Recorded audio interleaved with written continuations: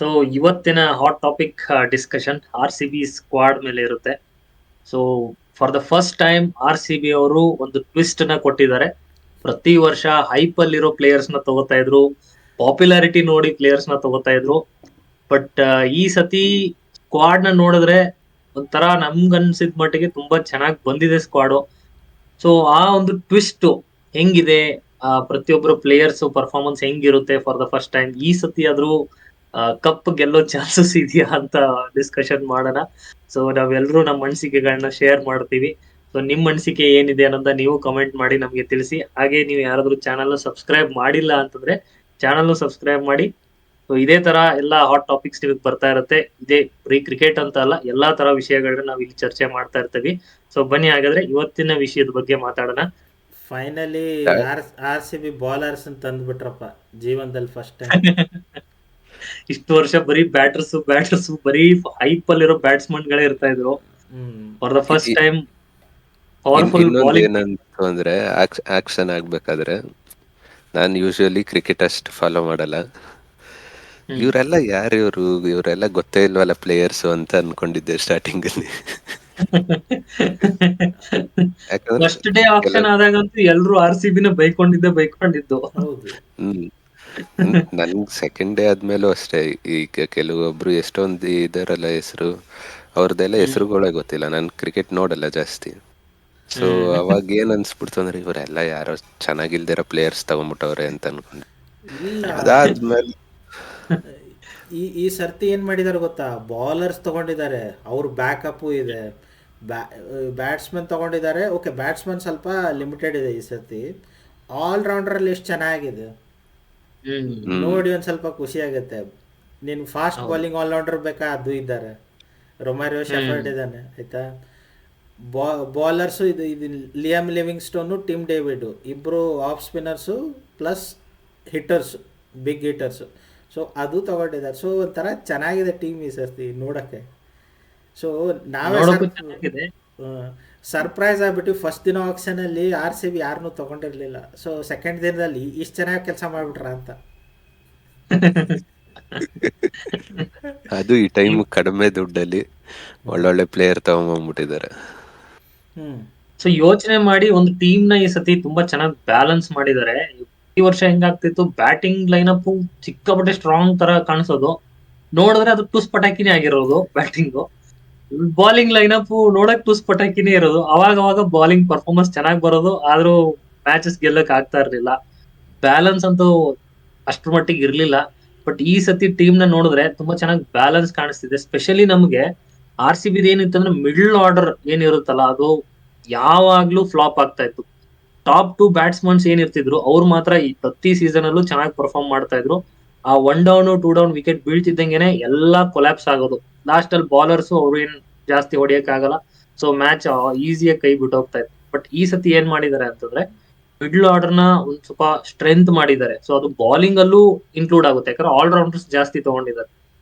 So bowling ಅಲ್ಲೂ strength add ಆಗ್ತಿದೆ, ಇವಾಗ ಬ್ಯಾಟಿಂಗ್ ಅಲ್ಲೂ ಸ್ಟ್ರೆಂತ್ ಆಡ್ ಆಗ್ತಿದೆ. ಸೊ ಓಪನಿಂಗ್ ಬ್ಯಾಟಿಂಗ್ ತಗೊಳ್ಳೋದಾದ್ರೆ ಮಾಮೂಲಿ ವಿರಾಟ್ ಕೊಹ್ಲಿ ಅಂಡ್ ರಜತ್ ಪಟಿದಾರ್ ಮತ್ತೆ ಪಿಲ್ ಸಾಲ್ಟ್. ಸೊ ಈ 3 ಜನರ ಮೇಲೆ ನಾವು ಈಸಿಯಾಗಿ ಟ್ರಸ್ಟ್ ಮಾಡಬಹುದು. ಅಟ್ಲೀಸ್ಟ್ ಅವರು ಒಂದು ಟೋಟಲ್ ಸ್ಕೋರ್ ನ ಆಡ್ ಮಾಡ್ತಾರೆ.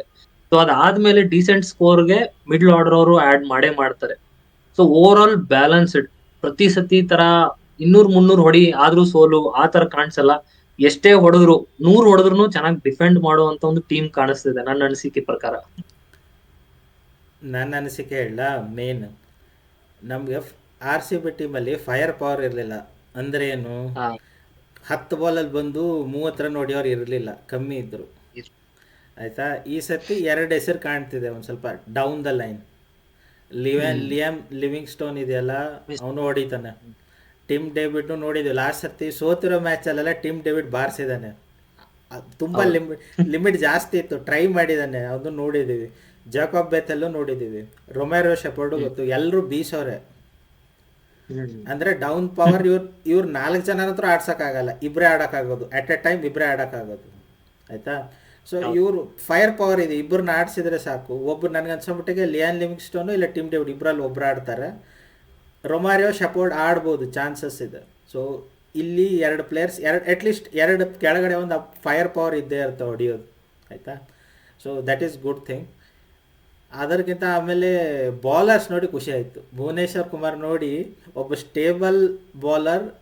ಆಮೇಲೆ ಹಾ SRH ಟೀಮ್ಗೆ ತುಂಬ ಡಾಮಿನೇಟ್ ಮಾಡಿದ್ದಾರೆ ಅವ್ರು ಬಾಲರ್ಸ್ ತುಂಬ ದಿನ, ಒಂದು ಸ್ವಲ್ಪ 3-4 ವರ್ಷ ಕಂಟಿನ್ಯೂಸ್ಲಿ, ಒಂದು ಸ್ವಲ್ಪ ಹಿಂದೆ. ಹ್ಮ್ ಸೊ ಅದರಲ್ಲಿ ಪೇರಿಂಗ್ ಇತ್ತು ಎಲ್ಲ.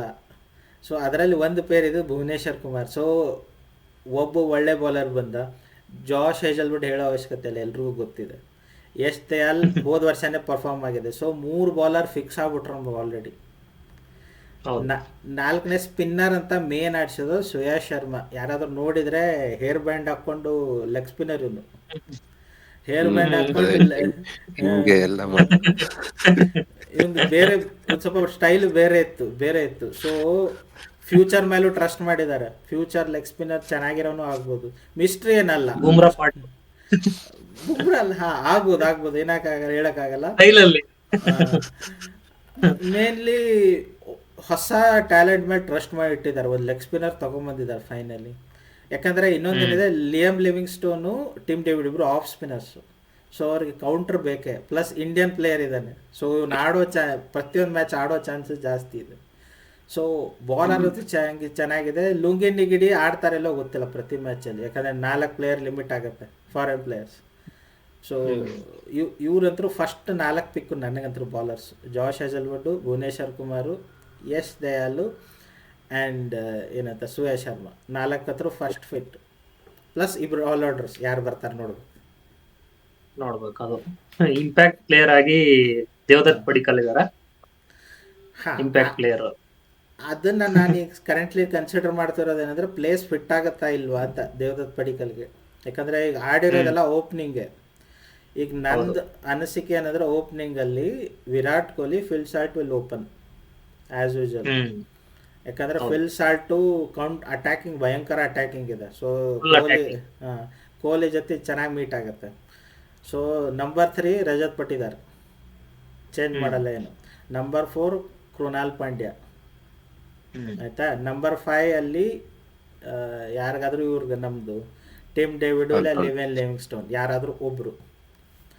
ನೆಕ್ಸ್ಟ್ ನಮ್ಮದು ಸೆಕೆಂಡ್ ಆಲ್ರೌಂಡರ್ ಯಾರು ತಗೋತೀವಿ ಅವ್ರು ನೋಡ್ಬೇಕು. ರೊಮ್ಯಾರೋ, ಶಫರ್ಡ್ ಚೆನ್ನೈನಲ್ಲಿ ಆಡಿದರೆ ಇಬ್ಬರು ಸ್ಪಿನ್ನರ್ಸ್ ಆಡಿಸ್ಬೋದು. ಇವ್ರು ಲಿವೆನ್ ಲಿವಿಂಗ್ ಸ್ಟೋನು, ಟಿಮ್ ಡೇವಿಡ್ ಇಬ್ಬರು ಆಡ್ಬೋದು, ಹೇಳೋಕ್ಕಾಗಲ್ಲ.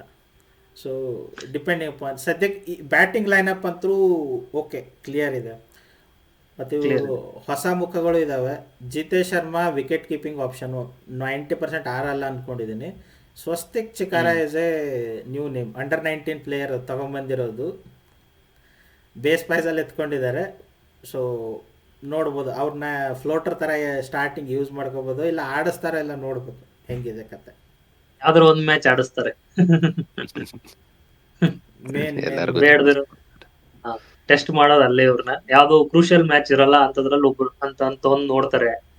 ಪರ್ಫಾರ್ಮೆನ್ಸ್ ಕ್ಲಿಕ್ ಆಯ್ತು ಅಂತಂದ್ರೆ ನೆಕ್ಸ್ಟ್ ತಗೊಳಪ್ಪ ನಿನ್ಗೊಂದ್ ಸೀಟು ಕೊಡ್ತಾರೆ. ಇಲ್ಲ ಓವರ್ ಆಲ್ ಇನ್ನೊಂದು ಆಪ್ಷನ್ ಕೊಡ್ಬೋದು. ಪಡಿಕಲ್ನ ಆಡಿಸ್ಬೇಕಿದ್ರೆ ಫಿಲ್ ಸಾಲ್ಟ್ ಜೊತೆ ಪಡಿಕಲ್ನ ಪೇರ್ ಮಾಡ್ಬೋದು. ನಂಬರ್ 3 ವಿರಾಟ್ ಕೊಹ್ಲಿ ಅದು ಪಟ್ಟಿದಾರ್ ಮಾಡ್ಕೋಬೋದು, ಇಬ್ಬರಲ್ಲಿ ಒಬ್ರು. Number 3, number 4, number 5 Krunal Pandya. ಮತ್ತು ಯೂಶುವಲ್ ಥಿಂಗ್ಸ್ ಕಂಟಿನ್ಯೂ ಆಗ್ತವೆ. ಆಡಿಸ್ಬೇಕು ಅಂತ ಪ್ಲ್ಯಾನಲ್ಲಿದೆ, ಪಡಿಕಲ್ಗೆ ಆಡ್ಸೋಣ ಅಂತ ಪ್ಲ್ಯಾನ್ ಇದ್ದರೆ ಓಪನಿಂಗ್ ಪೇರ್ ಫಿಲ್ ಸಾಲ್ಟ್ ಕೊಟ್ಟರೆ ಚೆನ್ನಾಗಿರುತ್ತೆ. ಲೆಫ್ಟ್ ರೈಟ್ ಕಾಂಬಿನೇಷನು ಆಗುತ್ತೆ.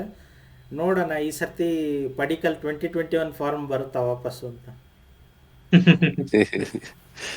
ಪಾಸಿಬಿಲಿಟೀಸ್ ಚೆನ್ನಾಗಿದೆ. ನಾವು ಮೇಲೆ ಕೆಳಗಡೆ ಮಾಡೋಕ್ಕೂ ಚೆನ್ನಾಗಿದೆ. ಇವಾಗ ವಿರಾಟ್ ಕೊಹ್ಲಿನ ನಾವು ಫಸ್ಟೇ ಕಳಿಸ್ಬೇಕು ಅನ್ನೋ ಏನ್ ಇದಿಲ್ಲ, ಒನ್ ಡೌನ್ ಕಳಿಸ್ಬೋದು.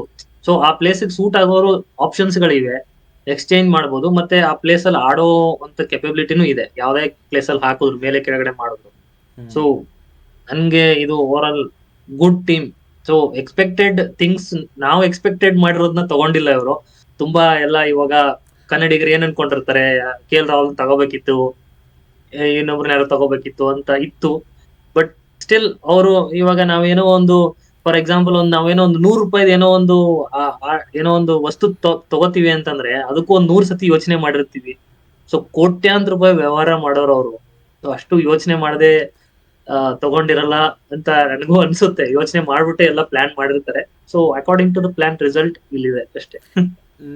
ನಮಗೆ ನೋಡೋಣ. ಕೆ ಎಲ್ ರಾಹುಲ್ ತಗೊಳ್ಳಿಲ್ಲ ಅಂತ ಸ್ವಲ್ಪ ಅನ್ಸುತ್ತೆ. ಅದರ ಟೀಮ್ ಈ ವರ್ಷ ಚೆನ್ನಾಗಿ ಬಿಲ್ಡ್ ಆಗಿದೆ. That's I am happy about. ಚೆನ್ನಾಗಿ ಅನ್ಸುತ್ತೆ ಅದು. ಈಗ ನಮಗೆ ಟೀಮ್ ಚೆನ್ನಾಗಿರ್ಲಿಲ್ಲ ಅಂದ್ರೆ ಕೆ ಎಲ್ ರಾಹುಲ್ ಯಾಕೆ ತಗೊಳ್ಳಿಲ್ಲ ಅಂತ ಜಗಳಾಡ್ತಿದ್ವಿ ಪಕ್ಕ.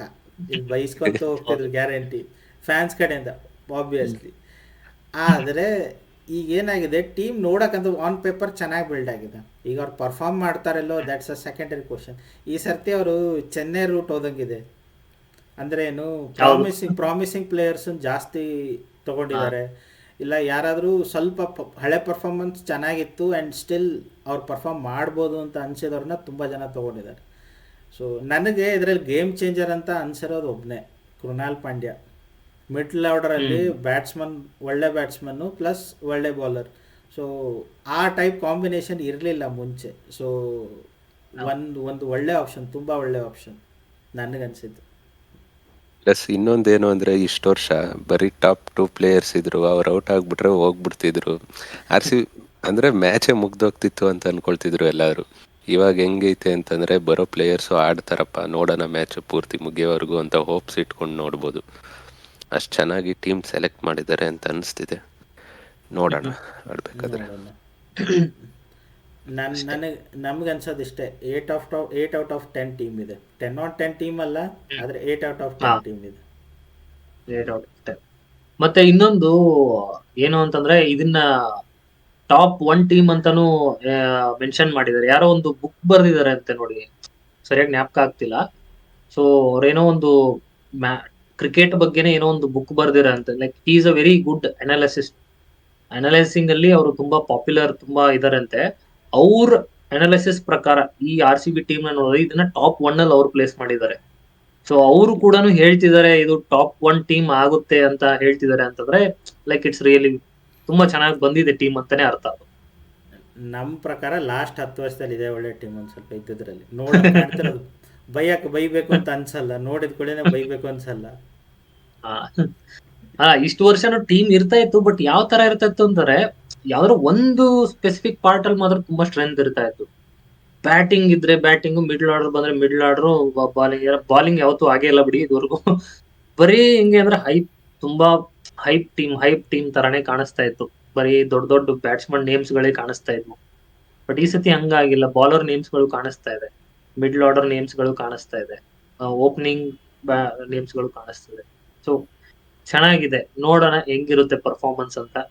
ಗೊತ್ತಾಗುತ್ತೆ, ಒಂದ್ 2-3 ಮ್ಯಾಚ್ ಆಗಿದ ತಕ್ಷಣನೇ ಗೊತ್ತಾಗುತ್ತೆ ಈ ಸಲಿ ಕಪ್ಪ ಮುಂದಿನ ಸಲಿ ಕಪ್ಪ ಅನ್ನೋದು ಬರ್ದು ಇಟ್ಕೋಬೇಕಾಗುತ್ತೆ ಮತ್ತೆ.